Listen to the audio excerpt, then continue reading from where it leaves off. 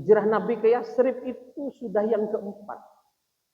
Sekali lagi, hijrah Nabi ke Yasrib yang kemudian kita kenal dengan Madinah An-Nabawiyah, Madinatun Nabi, sekarang Madinah Al-Munawwarah ya kalau nggak salah hari ini.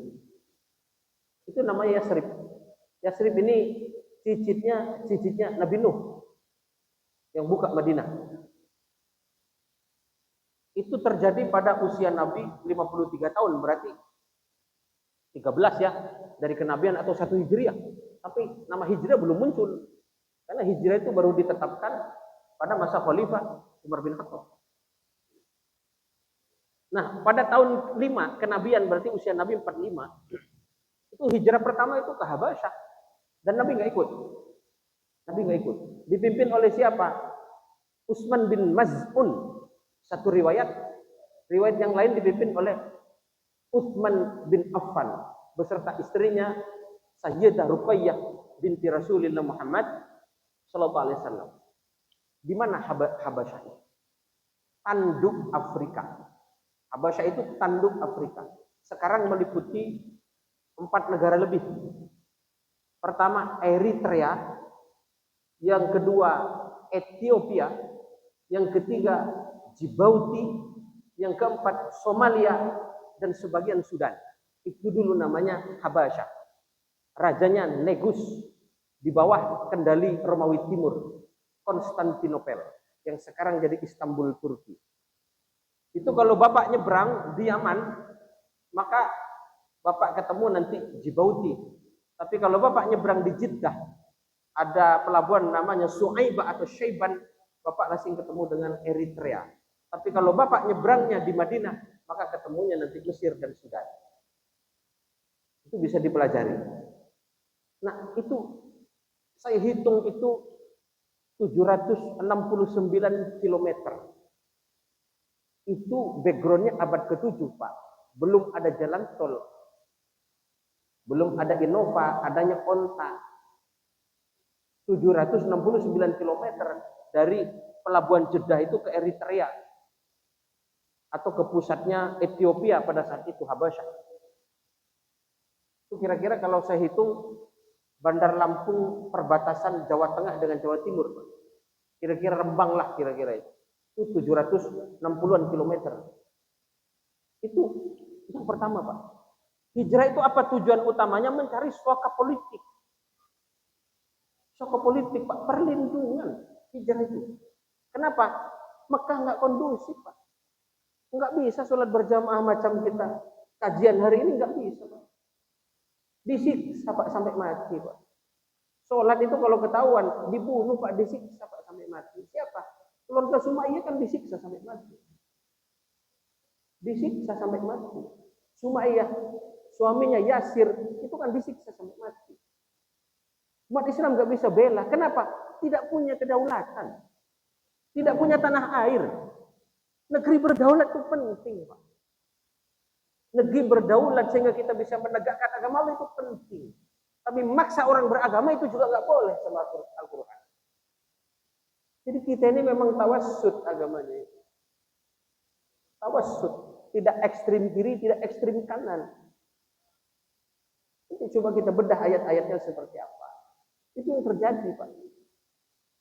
Bilal aja masih bertahan hidup, Pak. Mungkin kalau fisiknya kita mungkin sudah selesai. Kalau ukuran kemanusiaan bukan ukuran Tuhan. Beliau dari Ethiopia. Kulitnya tebal. Kuat dia. Tahan panas 55 derajat Celcius, Pak, dijemur sama Umayyah. Disiksa, Pak. Diseret pakai kuda keliling Ka'bah. Ditelentangkan di tengah padang pasir di batu yang panas, ditimpah pula dengan batu. Kalau dicambuk sudah nggak kehitung lagi. Untung fisiknya fisik Ethiopia, Pak, Afrika. Kalau fisiknya Raja Basa, Pak, nggak ngerti saya. Apalagi makanannya ayam potong. Ayam potong, Pak. Tempe bacem, combro, ya kan? Olahraga malas. Kalau disiksa macam Bilal bin Rabah nggak ngerti saya nasibnya kayak apa. Sumayyah nggak kuat, Pak, meninggal. Yasir juga meninggal. Artinya apa? Kekerasan itu luar biasa Pak di Mekah itu. Karena kenapa? Enggak ada backup ekonomi dan politik yang kuat. Backup politiknya hanya Abu Thalib. Backup ekonominya Khadijatul Kubro, habis Pak terakhir. Begitu dua orang ini meninggal dunia, backup Nabi selesai Pak. Bunda Nabi Maka tahun itu disebut Ummul Hazan itu.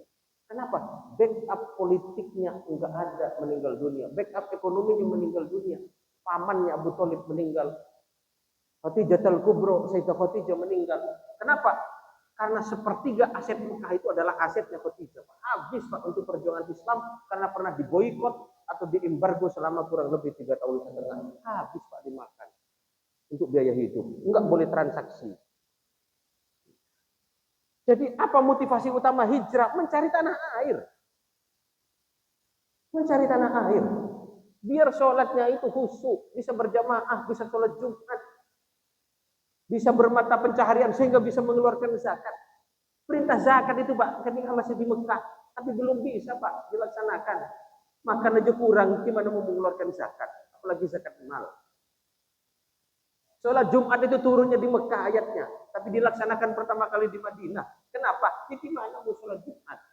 Apalagi pakai tuak macam di Al-Kausar. Ya kan? Sholat terang-terangan aja dihajar habis sama musyrik kita. Itu kira-kira itu gambarannya. Jadi mencari suatu politik itu bagian dari untuk mencari tempat yang kondusif untuk melaksanakan syariat Islam. Kenapa pilihannya Ethiopia? Raja Negus atau Raja Najasyi itu agamanya Nasrani monoteistik, bukan trinitas. Saya nggak bahas monoteistik sama trinitas, nanti dianggap dapurnya negara lain. Silahkan dilacak apa monoteistik, apa trinitas, itu keluar dari saya dilacak nanti. Monoteistik dalam Nasrani itu apa, trinitas itu apa, kapan munculnya trinitas dalam konsili Vatikan kesekian itu nanti ada. Saya nggak bahas itu karena teologinya negara lain, ya. Nah itu, dan sangat adil. Itu jangan dikira tidak ada upaya untuk memulangkan umat Islam yang hijrah pertama kali pada tahun kelima kenabian. Ada Pak upaya memulangkan dari musyrik Mekah itu. Mereka mengutus utusan agar kelompok hijrah ini dari umat Islam ke Ethiopia ini diminta dideportasi. Cuman Raja Negus nggak mau. Karena ini raja adil, walaupun agamanya Nasrani. Tapi pada akhirnya nanti masuk Islam. Raja Najasyi ini masuk Islam dan akan pada masanya nanti akan menikahkan Nabi secara jarak jauh. Nabi ketika di Madinah nanti sudah mapan secara ekonomi dan politik di negara Madinah. Raja Negus sudah masuk Islam, nanti ada putrinya Abu Sofyan nanti dinikahkan dengan Nabi. Namanya Sayyidah Ramlah atau Ummu Habibah. Nikah jarak jauh Pak. Cuman pakai surat Nabi. Artinya apa? Turunan fikihnya apa? Turunan hukum Islamnya nikah jarak jauh sepanjang syarat dan rukunnya terpenuhi sah. Offline aja sah, apalagi online. Pakai Zoom meeting itu misalnya. Misalnya. Ya kalau Ustadz Azkan ini misalnya punya putri nanti kuliah di Mesir, Afrika Utara. Kecantil cowok di sana, ta'aruf, terus kemudian mau nikah. Nah, wali nasabnya kan ada di Raja Basa. Sedangkan putrinya sama mempelai laki-lakinya ada di Mesir. Boleh Pak, saksi di Mesir satu, di Raja Basa satu. Pakai apa? Zoom meeting. Ya. Sah. Sah, Nabi pernah melaksanakan. Kalau ada yang bilang nggak sah, berarti baca sejarahnya nggak tuntas. Nabi pernah melaksanakan. Yang dilaksanakan Nabi apa namanya? Sunnah. Sunnah. Karena hadis itu definisinya maja'ah anin Nabi sallallahu alaihi wasallam qaulan fi'lan wa takriran. Atau ma udifa ilan Nabi sallallahu alaihi wasallam qaulan fi'lan takriran. Atau ma usnidah ilan Nabi sallallahu alaihi wasallam qaulan fi'lan wa takriran. Semua yang sumbernya dari Nabi, semua yang datangnya dari Nabi, perkataan, perbuatan, persetujuan Nabi itu sunnah. Oh, ini Nabi yang melaksanakan, pemain utamanya Nabi. Nah ini contoh. Saya lanjutkan. Ini saya ingin mengatakan bahwa Nabi juga punya hubungan dengan non-muslim yang sangat kuat. Bagaimana agama melihatnya nanti? Kan harus saya mulai dari asharus sunnah dulu. Biar kenapa? Biar bapak nggak bisa bantah sama ibu-ibu. Nanti saya dibantah. Apa dasarnya? Saya omongin dari awal itu dasar semua ini. Kitabnya aja sudah saya bocorin, ini kan. Nah, yang kedua, hijrah yang kedua juga ke Habasyah, Pak, Bapak Ibu. Itu pada tahun 7 kenabian, dipimpin oleh sepupunya Nabi namanya Ja'far bin Abi Thalib. Kenapa Habasyah? Ya karena kondusif ini. Kondusif Habasyah ini. Diterima dengan baik oleh kepala negaranya. Yang pada saat itu masih beragama Nasrani. Yang berikutnya adalah, ini gagal. Gatot kata anak sekarang, gagal total. Itu Taif. Taif ini jaraknya 100 km itu dari Mekah itu ya, ke arah timur. Timur agak ke utara, apa namanya itu? Kalau timur ke selatan kan Tenggara namanya. Apa timur laut ya? Nah, itu jaraknya kurang lebih 100 km sekarang jadi destinasi tour city-nya jamaah umroh dan haji. Cuman hati-hati kalau haji tour city ke sana, nanti ada checkpoint itu meriksa visa elektronik sama kartu nusuk gitu kalau di situ. Sebelum masuk atau di Kornul Manazil di tempat mikot. Itu apa biasanya? Kalau hari ini kita saksikan ada makamnya, ada masjidnya Abdullah bin Abbas, sepupu Nabi. Ada Masjid Addas. Masjid Addas ini nanti budak yang menyelamatkan Nabi itu di kebun kurma itu. Terus ada pabrik parfum biasanya kalau di situ. Ya kan? Oh, banyak sekali itu kan daerah dingin, Pak, dataran tinggi. Kira-kira kalau di Indonesia puncaknya lah ya, puncaknya Arab itu di Taif gitu. 10 hari Nabi di sana. Tahun berapa? Sepeninggalnya Abu Thalib sama Sayyidah Khadijah. Itu kira-kira usia 50 tahun lama. Tahun 50 kenabian. 10 hari, Pak. Gagal total, Pak. Kenapa reaksinya harus 10 hari? Karena nunggu di orang mempelajari ajaran Islam. Sebetulnya begini, Pak. Ada cerita menarik ini ditulis oleh Ibnu Arabi kalau nggak salah. Mereka ini bukan tidak menerima kebenaran Islam. Sebetulnya menerima kebenaran Islam. Tapi khawatir status ekonomi politiknya rusak kalau Islam diterima, itu masalah. Jadi tidak murni mereka ini sebetulnya tidak menerima Islam. Enggak. Jadi alasan agama ini disesatkan, bertentangan dengan agama nenek moyang, itu sebetulnya hanya alasan-alasan yang dibuat-buat oleh pemimpin ini, dan itu didoktrinkan kepada anak buahnya. Kita lihat di Taif, kasus di Taif. Apa yang dikhawatirkan oleh pemimpin-pemimpin Taif? Nama sukunya Thaqif di Taif. Ajaran Islam yang pertama kan mengajarkan tentang kesetaraan. Inna akramakum indallahi atqakum. Di hadapan Allah kan tidak peduli, Pak, hidungnya mancung atau pesek, kulitnya putih atau coklat. Coklat juga kan gradasinya banyak, coklat muda, coklat sedang, coklat tua. Banyak di kita ini sudah coklat tua. Bentar lagi busuk kan. Ya, ada yang putih, mata sipit. Ada yang putih bersih, hidung mancung. Allah kan tidak membedakan itu. Semua sama. Derajat yang tinggi di hadapan Allah yang bertakwa. Bahkan ada lagi ayat yang beriman dan berilmu. Yarfa'illahu alladziina aamanu minkum walladziina utul ilma darajat. Nah, ini artinya apa? Begitu Islam masuk, kasta sosial akan dihapuskan, Pak. Ini yang dikhawatirkan, sedangkan mereka budaknya banyak. Budak itu kan kayak hewan peliharaan, Bapak Ibu. Budak itu zaman itu. Kalau hari ini di kampung-kampung atau di pasar-pasar kita menyaksikan ada pasar kambing, pasar sapi, pasar onta. Dulu ada pasar orang, Pak, namanya pasar budak. Budak itu harganya lebih mahal dari onta, lebih mahal. Coba Bapak Ibu baca di sejarah, Bilal bin Rabah yang harganya sudah jatuh, dibeli berapa sama Abu Bakar Siddiq untuk nebus harga Bilal bin Rabah dari Umayyah? 1 uqiyah emas. 1 uqiyah emas. Berapa 1 uqiyah itu? Saya hitung sekitar 65 atau 63 gram. Coba dihitung sekarang kali 2.500.000 emas antam untuk hari ini. 2.500.000. Muncul angka luar biasa itu, Pak. 1 juta aja sudah 60-an sekian ya Ustaz ya. 2 juta sudah di atas 100 Pak harganya. Coba hitung. Jangan-jangan 200 sekian juta itu kan. Enggak lah, enggak nyampe ya. 150 sekian lah. Itu harganya bilang. Yang sudah harganya jatuh.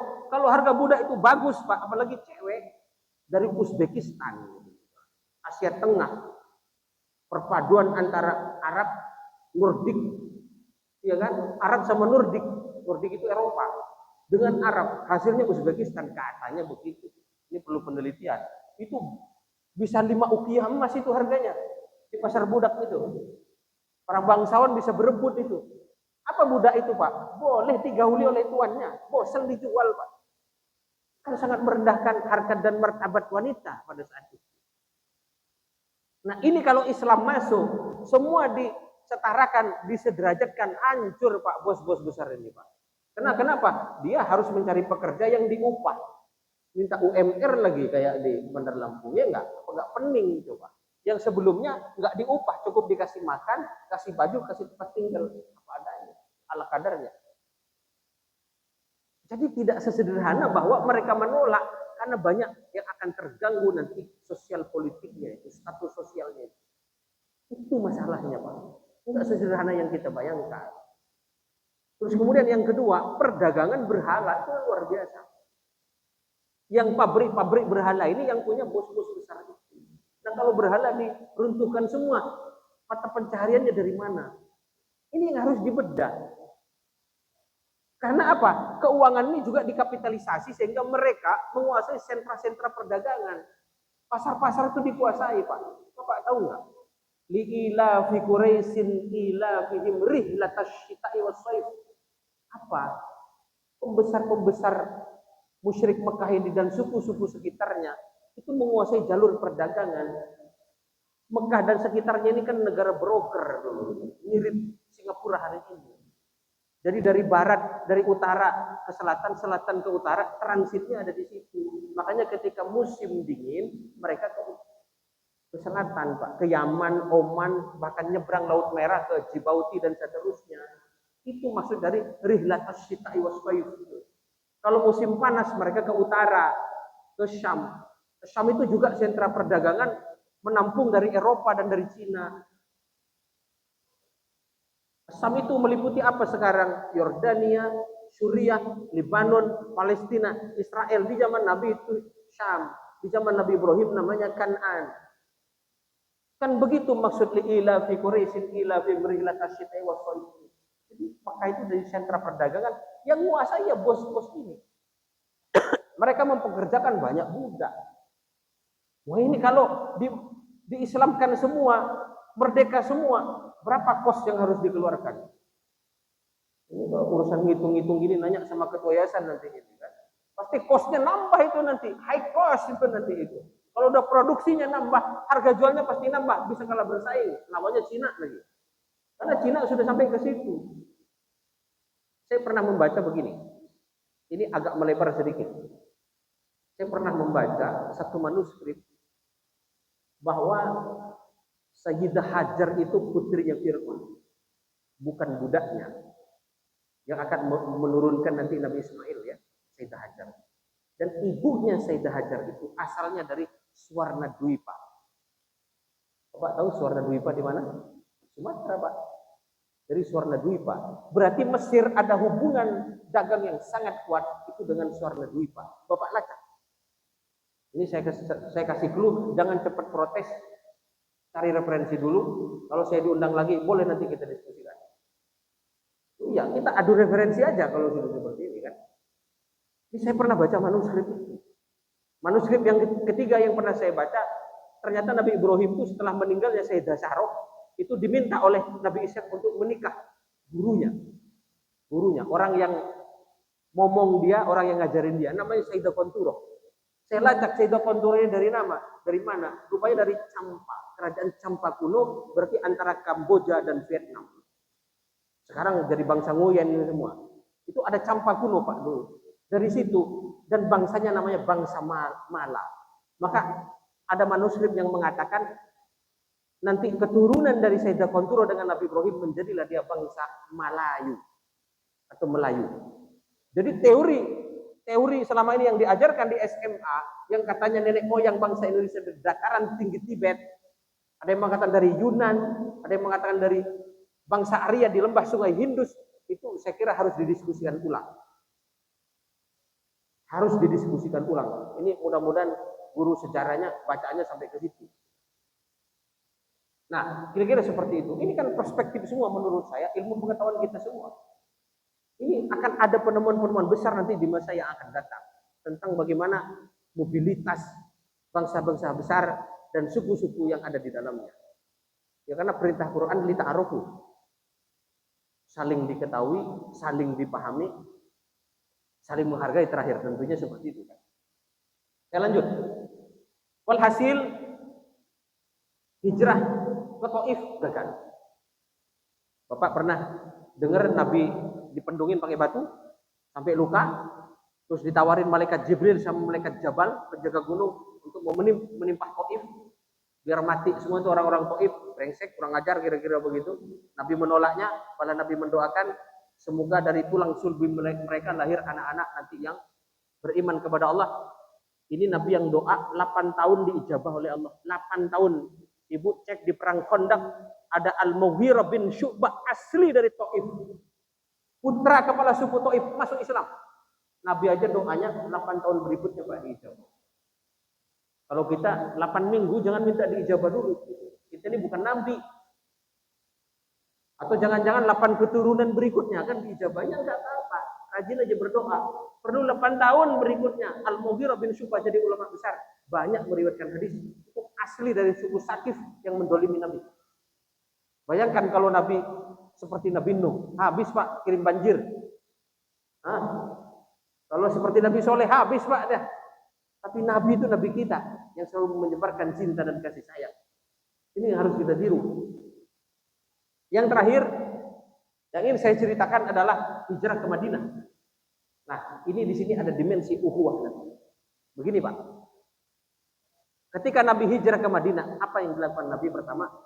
Nabi mempersaudarakan umat Islam yang berlatar belakang berbagai macam suku di Mekah, disaudarakan menjadi sahabat muhajirin. Sukunya nggak muncul lagi Pak. Karena kenapa? Orang Arab sangat membangga-banggakan sukunya masing-masing. Kalau ada orang Indonesia masih membangga-banggakan sukunya masing-masing, berarti masih Arab jahiliyah. Loh, ini ajaran Islam. Katanya sunnah. Sunnah kan asar Nabi ini. Enggak boleh, Pak. Apa bedanya nanti dengan Nazi di Jerman atau Kaisar Jepang dulu kan? Itu kan karena efek dari membangga-banggakan sukunya sebagai suku nomor 1 di dunia. Termasuk Yahudi hari ini kan. Dia merasa bangsa nomor 1, yang lain nomor sekian. Itu kan efek dari membangga-banggakan sukunya yang berlebihan. Maka dijadikan muhajirin. Terus sahabat Ansor yang basisnya di Madinah, yang perang sepanjang tahun, terutama Aus dan Khazraj itu dipersaudarakan sama Nabi menjadi Ansor. Tinggal 2 Pak sekarang. Tapi biar tidak muncul terma pribumi dan pendatang, disaudarakan lagi Pak ke tahap berikutnya. Jadi kalau masih ada muncul pribumi dan pendatang, itu masih jahiliyah Pak. Karena aslinya kita ini pendatang semua di muka bumi ini. Kita ini kan penduduk surga. Saya kalau ditanya, Ustadz pendatang ya dari Madura? Enggak pendatang kata saya. Kalau ada pendatang mesti ada pribumi. Terus apa Ustadz? Ya kita pendatang semua, enggak ada yang pribumi. Kita ini penduduk surga. Saya hanya pengen tahu jalan pulang aja nanti saya ke kampung halaman saya yang sebenarnya, di mana bapak saya diciptakan dulu, Nabi Adam alaihissalam. Betul nggak Pak? Coba logika ini dikembangkan, kan nggak ada keributan, nggak akan ada belah nanti antara pribumi dengan pendatang. Nah, Islam itu begitu Pak mengajarkan. Maka kemudian dipersaudarakan Ansor dengan Muhajirin menjadi apa? Umat Islam. Itu munculnya ummatan wahidah itu di situ Pak. Mempersaudarakan Islam sama apa? Ansor dengan Muhajirin menjadi ummatan wahidah. Nah, itulah esensi dari ukhuwah Islamiyah. Jangan kita ribut gara-gara pilihan presidennya beda. Jangan kita ribut gara-gara pilkada yang 5 tahun sekali. Ponakan bukan, cucu bukan, sepupu jauh juga bukan. Menang juga kita nggak jadi apa-apa, beginilah. Ya, ya minimal jadi menantunya menteri masih lumayan lah ya. Ribut di masjid-masjid kan untuk apa? Ngapain? Karena persaudaraan jauh lebih tinggi karena itu yang dilakukan oleh Nabi. Ummatan wahidah. Nah ini kemudian menjadi modal sosial, modal politik Nabi untuk membangun yang namanya negara Madinah. Karena apa? Menjadi bargaining position.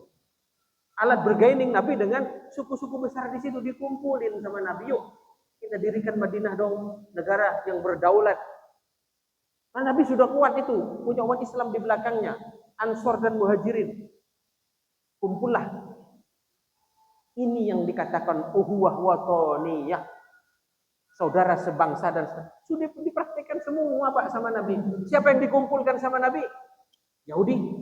Ada 3 klan besar. Bani Koinuko, Bani Nadir, Bani Quraidah. Ada Pak semua dalam sejarah. Silakan dibaca di kitab-kitab yang saya sebutkan. Kumpul di situ. Dari Kristen, Nasrani ada Pak? Ada. Yang didominasi oleh Koptik. Kipti kalau bahasa Arabnya. Dari Mesir. Kristen Koptik. Dari bangsa Mesir tuh. Maka istri Nabi nanti ada yang Kipti. Maria Al-Kiptiyah. Itu hadiah dari Raja Mukaukis yang Nasrani dari Mesir. Tapi raja zaman dulu kan hadiahnya cewek, Pak. Nggak tahu kalau sekarang. Saya belum pernah dengar presiden dapat hadiah cewek gitu kan, dari mana, enggak. Kalau dulu putrinya Pak jadi hadiah untuk membangun hubungan baik. Itu dinikahi nanti sama Nabi, masuk Islam. Muncul Maria Al-Kiptiyah. Itu putrinya Raja Mukaukis Mesir. Sebagaimana Sayyidah Hajar yang hadiah dari Raja Fir'aun kan kepada Nabi Ibrahim alaihissalam. Ini sejarah. Ada Nasrani, ada Majusi. Ibu tahu Majusi? Bahasa Latinnya Zoroaster, yang disembah api. Nanti Raja Majusi ini Pak, 99% agama Persia ini masuk Islam Pak nanti. 99%. Tinggal 1% yang memeluk agama Majusi. Apa? Dinikahi. Pernikahan Pak, strateginya Pak.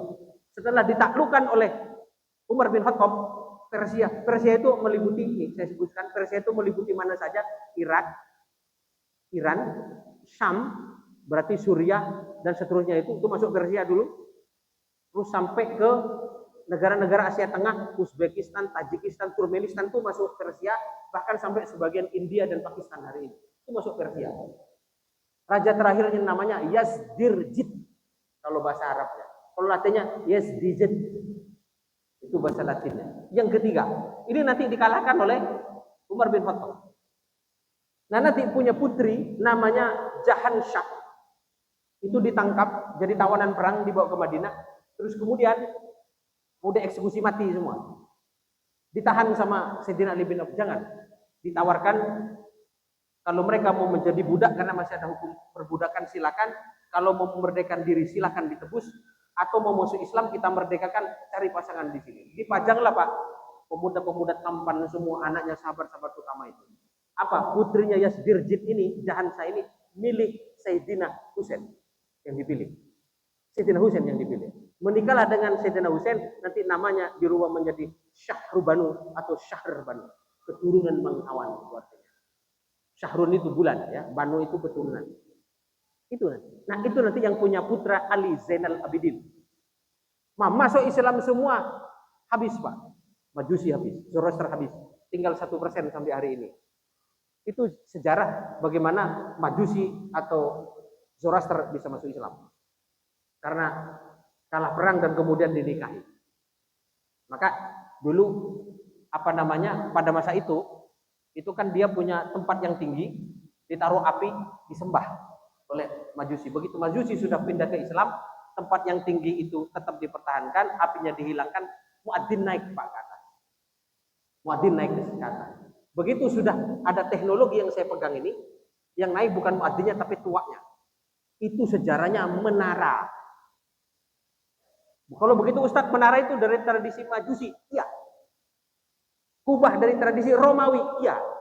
Kenapa? Nabi bangun masjid tidak ada atapnya, apalagi kubah sama menaranya enggak ada. Silakan Bapak lihat sejarah Masjid Nabawi. Kayak apa bangunannya? Enggak ada atapnya Pak. Cuma di sisi sebelah kanan dan depan itu ada pelepah kurma karena ada orang tidur kalau malam. Orang tidur, orang yang ngaji Nabi tanggung tidur di situ, atau sahabat-sahabat yang dari Mekah nggak punya tempat tinggal, tidur di situ. Apa yang ingin saya sampaikan? Inilah Pak, yang dibangun uhuwah watoniyah. Terus yang terakhir adalah uhuwah insaniyah Pak. Bapak Ibu, persaudaraan kemanusiaan. Nabi masih membangun hubungan Pak dengan negara-negara lain. Bersurat Nabi membangun hubungan diplomatik dengan Konstantinopel. Raja Heraklius membangun hubungan baik dengan Raja Yazdirjid sebelum ditaklukkan oleh Umar bin Khattab. Membangun hubungan baik dengan Mukaukis di Mesir yang agamanya beda. Membangun hubungan baik dengan Abbasah yang agamanya beda. Bahkan dengan Oman, Yaman itu kan masih belum Islam pada saat itu membangun hubungan baik. Ini kenapa? Karena Madinah belum bisa memenuhi kebutuhannya, dengan Madinah sendiri butuh negara lain Pak. Artinya apa? Bermuamalah kita bebas Pak dengan siapapun. Itu ajaran Islam, itu sunnah. Nabi beli rempah-rempahnya ke Sam Pak. Sam itu masih di bawah Romawi, sebagian di bawah Kisra, di bawah dinasti Sasaniyah itu. Apa rempah-rempah yang dibutuhkan? Ya banyaklah rempah-rempah, ada pala di situ kan. Ada ya jahe, ada cengkeh, ada apa? Kencur, ada apa namanya? Macam-macam lah yang bumbu-bumbu dapur itu rempah-rempah. Itu rata-rata diimpor dari India atau dari Asia Tenggara. Itu masih ada hubungan dagang. Ya hari ini Pak, hari ini Bapak Ibu misalnya, Bapak lacak hari ini, apa yang ingin saya katakan? Bawang Pak, di Lampung Pak, kita belinya ke Brebes. Brebes nggak ada, ke Probolinggo Pak, Jawa Timur. Brebes, Probolinggo stoknya habis, ke Cina Pak sampai hari ini kita impor bawang. Itu urusan muamalah. Bapak suka tahu sama tempe, kedelainya dari mana Pak? Dari Amerika Pak, impornya Pak sampai hari ini. Amerika Pak. Kita yang banyak coklat. Tapi kan tidak tiap hari kita makan coklat. Itu Pak yang terjadi. Ini esensi daripada uhuwah Islamiyah, uhuwah watoniyah, dan uhuwah insaniyah. Apa kaitannya dengan pluralisme beragama Pak? Ini baru saya masuk ke situ. Apa urusannya?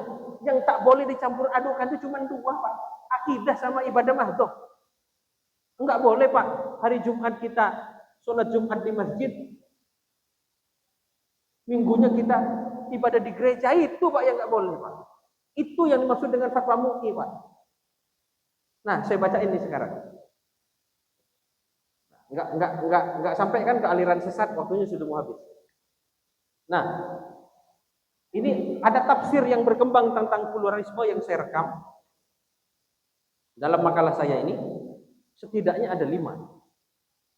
Yang pertama, ini yang dikeluarkan oleh Fatwa MUI, bisa dilacak nanti. Ketik di Google Fatwa MUI nomor 7 tahun 2005 tentang pluralisme, liberalisme, dan sekularisme. Itu nanti bisa di-download. Tapi baca yang detail, jangan judulnya aja. Itu jadi masalah nanti. Apa itu buat status lagi. Hanya baca judul buat status. TikToknya banyak lagi pengikutnya. Itu yang biasa mengacaukan pikiran banyak orang itu yang kayak gitu. Apa? Yang pertama, menganggap semua agama adalah sama. Pandangan yang pertama, sama-sama benar. Karena kebenaran agama itu relatif. Maka tidak boleh ada klaim kebenaran satu agama tertentu karena semuanya benar. Yang masuk surga nanti ya semua yang ikut agama-agama itu, yang taat pada agamanya masing-masing, masuk surga semua, cuman beda kamar, beda kapelingan aja. Kayak perumahan lah kira-kira. Nah, doktrin kayak gini yang ditentang oleh Majelis Ulama Indonesia. Bisa dilihat di fatwanya nanti. Ini yang nggak boleh, yang kayak gini.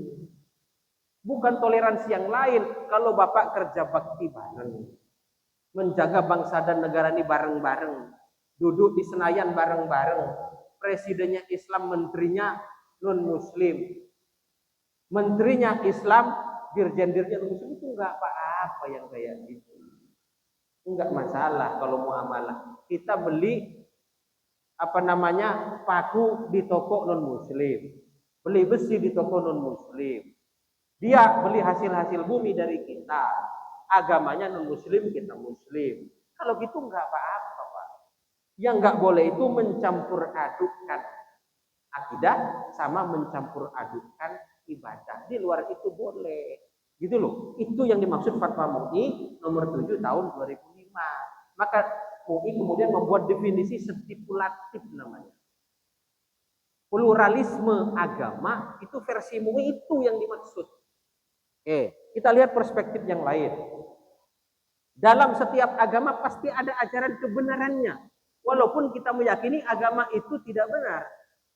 Misalnya, dalam kebudayaan, dalam agama, dalam kepercayaan, ada ajaran benarnya. Walaupun kita meyakini agamanya belum tentu benar. Apa contohnya? Di beberapa agama mengajarkan cinta dan kasih sayang, betul Pak? Masa kita tolak? Kan kita juga mengajarkan cinta dan kasih sayang. Bahkan sholat aja kita tutup dengan Assalamualaikum warahmatullah. Apa salam itu? Menebarkan kedamaian, menebarkan kasih sayang, menebarkan cinta, itu makna salam. Kalau ada agama mengajarkan yang lain itu ya enggak apa-apa. Berarti ada dimensi yang sama walaupun kita ibadahnya beda, akidahnya beda, ya sudah gitu maksudnya. Lana dinuna walakum dinukum, kan begitu. Atau kalau di Quran apa? Lakum dinukum waliyadin, kan begitu aja selesai. Masalahnya di mana? Enggak ada masalah kalau kita enggak mempermasalahkan. Ya sudah biarkan, karena Nabi juga melakukan itu. Silakan yang Yahudi ibadah, silakan. Dilindungi sama konstitusi Madinah, Pak. Ada konstitusinya Madinah, Pak. Jadi kalau ada yang mengatakan, Pak Ustadz, konstitusi Madinah Quran dan hadis, bukan. Enggak baca sejarah itu berarti Al-Mitsaq Al-Madinah. Silakan download Al-Mitsaq Al-Madinah. Silakan, banyak yang nulis 47 pasal. Itu kan negara konsensus Madinah itu. Negara konsensus sama dengan NKRI, negara konsensus. 47 pasal, tuh lihat. Al-Mitsaq Al-Madinah atau Madinah Charter itu. Itu Pak yang terjadi. Jadi yang Islam silakan agama, Islam menjalankan ibadahnya, yang Yahudi silakan, Majusi silakan, Nasrani, itu yang terjadi Pak. Ini fakta sejarah. Tunjukkan ke saya kalau ada referensi bahwa dasar dari negara Madinah Al-Quran dan hadis, tunjukkan ke saya Pak. Saya nggak ketemu Pak dasarnya itu. Tapi yang ada adalah konsensualitas, kesepakatan bersama. Sebagaimana founding fathers kita merumuskan dulu Pancasila dalam Piagam Jakarta. Itu juga negara kesepakatan untuk melindungi setiap agama melaksanakan ajaran agamanya masing-masing.